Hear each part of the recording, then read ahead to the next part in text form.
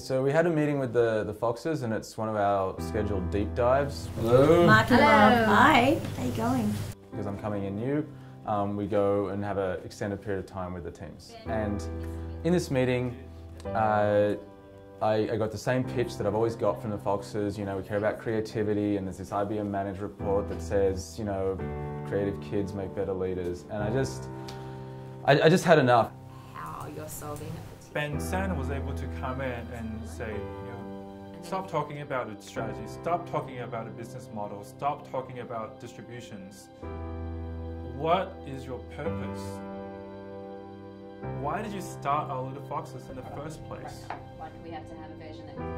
What they wanted to get to was a place that was really uncomfortable for me, but that really dug deep into why we're doing what we're doing. They've basically said, don't send another box. They've basically said, your purpose isn't strong enough. They said that they don't believe that I believe in the purpose. So when I realised that, like, that part of the foundation and that part of the house had fallen apart, it was like, what's the point? And a bit like, how do we get this so wrong? You know, how do we miss this? But that is kids with less confidence. You know, they're telling me to open up a fish and chip shop because they believe that more than Our Little Foxes. And so I came out thinking, okay, this could actually be really the end.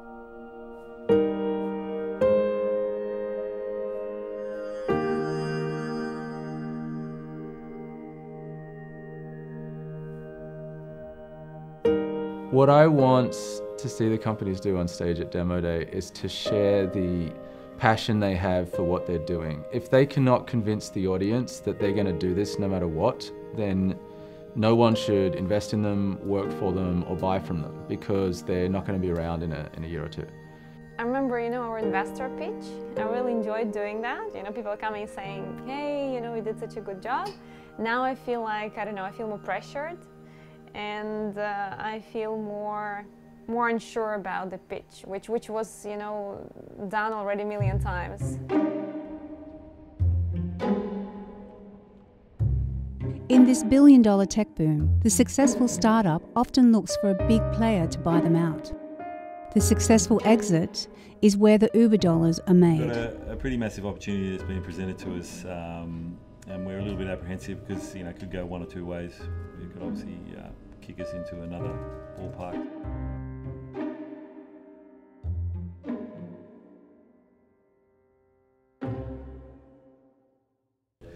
There is that risk that they either want to replicate what we're doing, whether that be with another partner or by themselves. They're a big player? Massive player, biggest in Australia.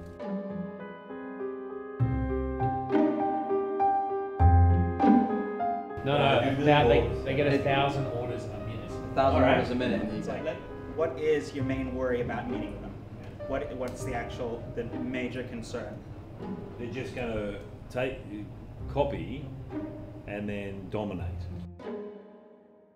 I think the opportunity outweighs the risk. Yeah, I think so as well, because like the idea is brilliant, but that's not where your business is. You freaking rolled out a full business here, like doing that for lots of other people. I mean, they're not going to replicate it overnight, and if they even wanted to, they're going to be well down the line. I tend to agree with you, Sean, in the sense that one, if they want to steal the idea, they're going to steal it. Two, they've got to replicate it. It doesn't take two days to build that thing, right? So you're talking 6 to 12 months minimum. Yeah. Minimum. Right, so even if they've got every bit of cash under the sun, they've got to design it, they've got to understand the logistics, the algorithm behind it, the way it works. If they wanted to get in deeper with us, you know, why wouldn't you just either invest or buy us? If I look at Braintree's organisation, we've continued to flourish as part of PayPal. I think for any organisation that gets approached, of course, you always got to consider how much information is going to be shared and how that information is going to be used. And a lot of that stuff you can see online. If you believe you're on the right thing and someone's trying to approach you, it can mean, yes, that they either want your capability or they can see that their own business is going to grow through some sort of venture, joint or not, with you moving forward. Yeah, we're just about to confirm the meeting now, so I'd probably like to have maybe a one-on-one with the CEO up front, just so we can clear the air on some of the things we might be concerned about, and you know, look him in the eye and get the gut feel going. See how we go.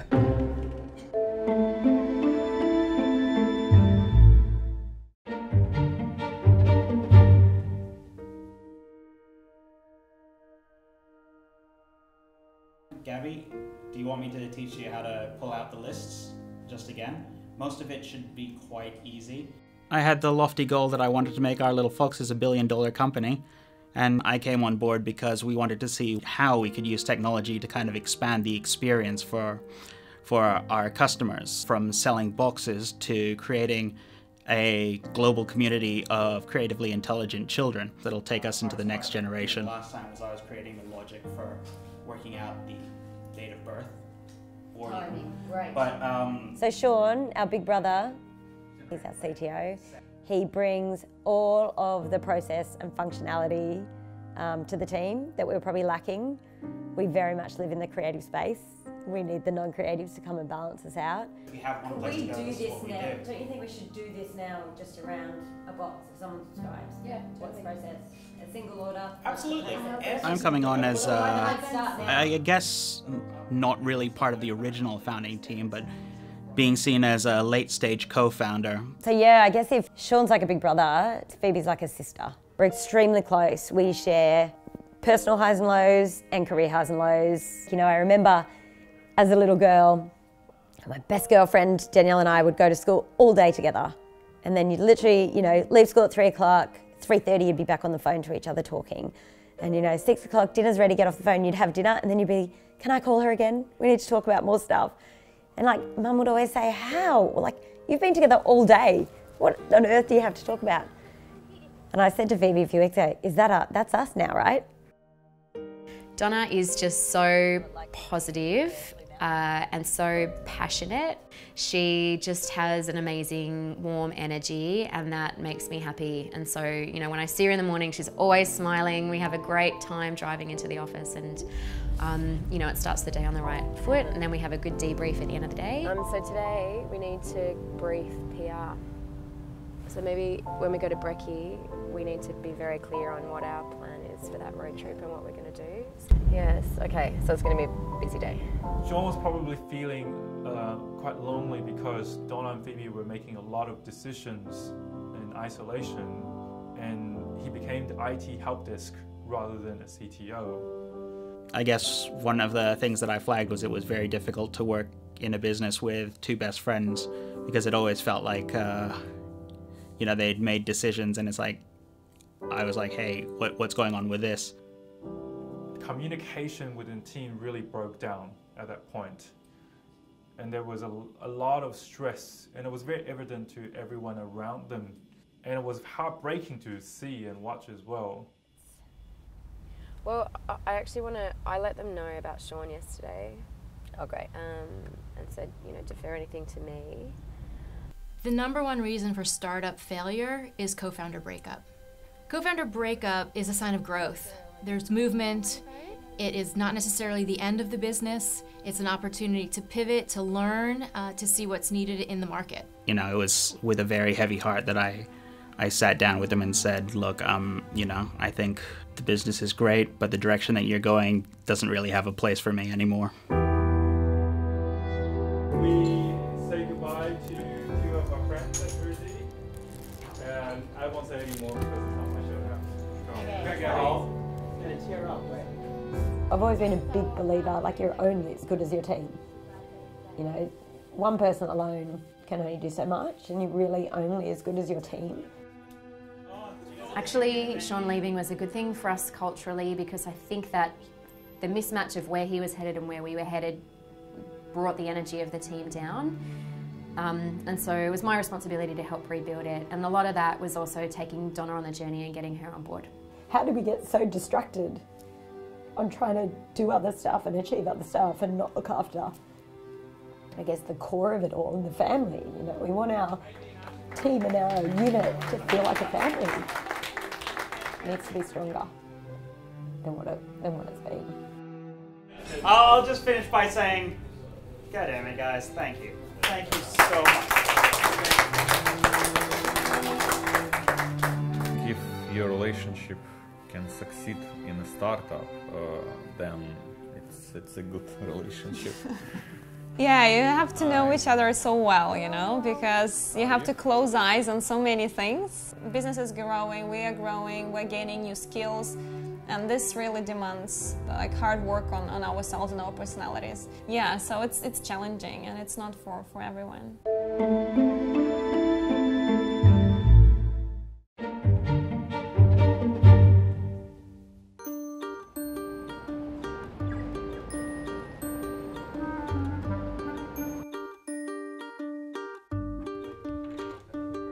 The way I look at it is we can sit here and hide and try and be big, or we can realise that there's already some big players out there in this marketplace, not necessarily doing the same thing, who could potentially help us go from 0 to 100 in no time. So on Friday last week we had our deep dive with Ben, and we kind of went in not really knowing what we were going to talk about, and then they basically grilled us about annihilators. Why are you doing what you're doing? What's your purpose? No, I don't believe you. I don't believe you. I didn't believe that they were going to, you know, crawl through the mud and climb over barbed wire to make this happen. And I said, I don't believe you. I don't believe anything that you're saying. I mean, it sounds good, sounds nice, but I don't actually believe any of it. When, you know, Ben was pushing me to articulate what I stood for and what I believed in, I couldn't do it. And then I was like, well, maybe I don't have this higher purpose, maybe I don't have this vision, maybe I'm just, you know, maybe I should just go back to corporate life. And we all had to sit back and go, maybe you're right. We're actually really sick of packing boxes. It's becoming a real drain. What is the bigger picture here?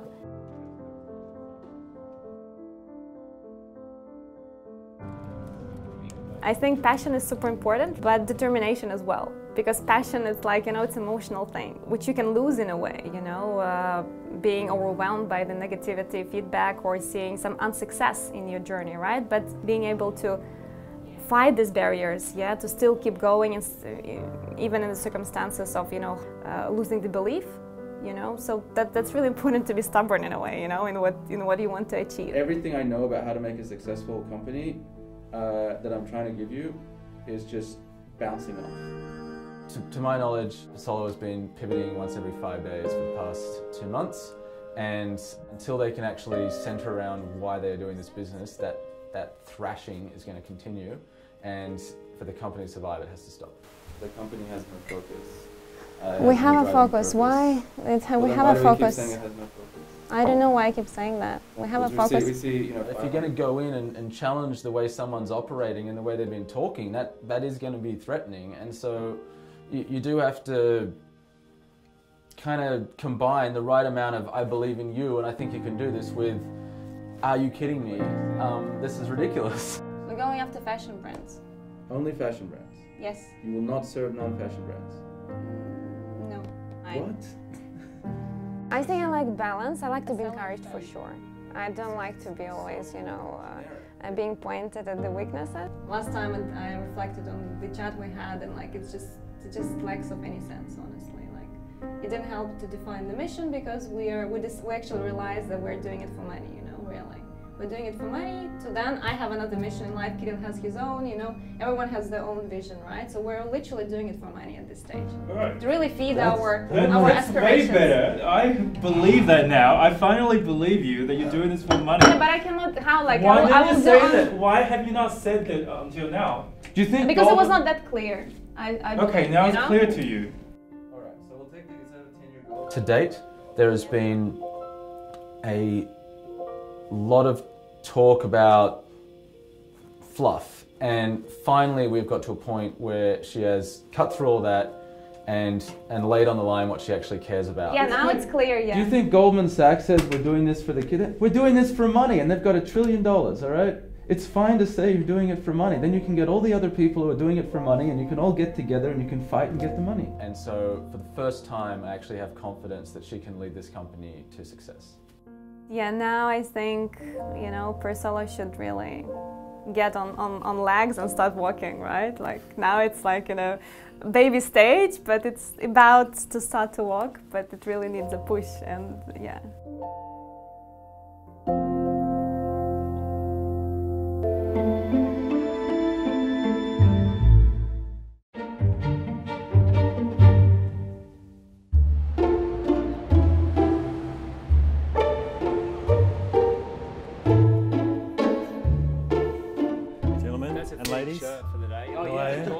Hello, Georgie. Well, you're here for some big news. You've got to keep it very confidential, though. So I met with Menulog. Massively keen to partner with us going forward. He's got 60 stores in Sydney that can come on board that will do about 2,000 deliveries a month. You know, he'd be interested in finding out about our next round. Ideal scenario in the future is that they own 20% of our company, and he even offered office space up at the thing. Yeah, where they are. But they want us to not only do their deliveries, they want to push Yellow into their businesses. So 1 odd million deliveries could be 3 million a month, you know. So it's a massive, massive opportunity. We've got to get it right. We've got to get the people. It's massive. 7,000 stores. I hope you build this out. I hope you build this thing to scale, brother, because it's going to have to.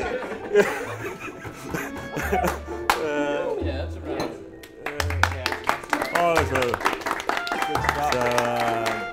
That's awesome. Like your day today, bro. Yeah, that's right. You're leaving. It's all coming together.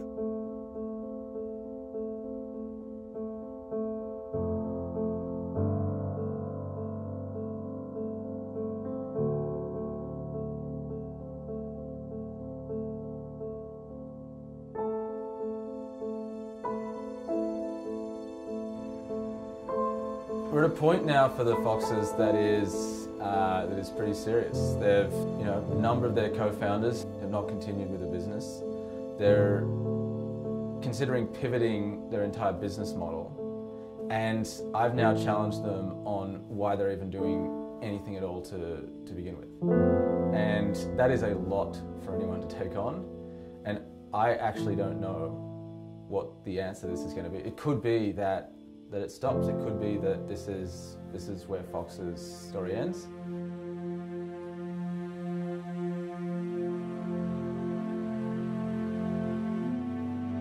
I want to work hard.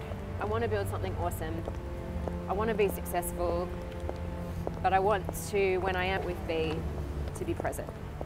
That's the big thing, and I think that's where I kind of came to with the why for the business, is that families get to the point where they're on their phone while they're talking to their kids, they're making dinner, they're putting the washing on, they're never actually sitting down and just being with them. That needs to change, or these kids are just going to grow up feeling disengaged from their families, not be able to build good relationships, not feel nurtured or important. And I know that because that's how my daughter feels right now. So that's the thing, like, it's not work-life balance, it's not working less hours, it's making those moments really important. And that's where I think we can do something with the business. I wish that we had had this discovery in month 1, because we've just gone in circles, and maybe that's what had to happen, I don't know. But now we're in month 5 and it's like we've got less than a month before we demo. I don't know what I'm going to say. Timing is everything, right? Timing is everything. People, places, I've always been a big believer in timing. And last night, one of our mentors sent a blog around, but in his message there was this quote from T.S. Eliot: "We shall not cease from exploration, And the end of all our exploring will be to arrive where we started and know the place for the first time. And that feels like exactly what the last 12 to 18 months has now led to. We've been off exploring, we're back at the very beginning almost, and we really know it. And probably for the first time, you know, which really is hard, so you think about all the blood, sweat and tears you've been through, but for the first time, things make sense. And this now feels like the beginning of everything. My goal for Demo Day is I want every presentation to make the audience cry, and you guys should definitely be able to do that. We could do that. So, are you in or are you out? I think today is 29 days till Demo Day. Last night or yesterday, Phoebes turned to me and said, "What am I going to wear?" And I looked at her and said, "What are you going to say?" And I think we feel like we're finally on the right path, that whatever comes of the next 29 days, whatever story we get to tell on Demo Night, is going to be 10 times more amazing than the story we had 2 weeks ago. So that feels pretty special.